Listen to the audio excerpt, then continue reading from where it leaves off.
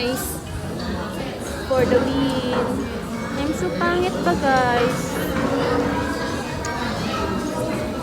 Buti na lang.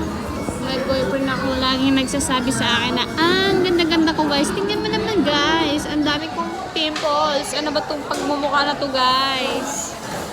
Tapos sasabihin maganda ka guys. Ay my god. Bulag ba tong boyfriend ko? Ganun doon siguro talaga pag mahal-mahalan ka ng isang tao. Kahit ang pangit-pangit mo na, sasabihin pa rin sa'yo na ang ganda-ganda mo. Guys, nandito kasi ako sa may inasal. Pakiba nila guys, di ba? Wala akong paki. Alam niyo yun guys. Basta ako, masaya. Wala naman silang ambag sa buhay ko guys. It's okay guys. Guys, yung aking boyfriend ay tinatawanan ako. Tingnan niyo ako, tingnan niyo guys. Ayan guys, labing ngiti niya guys.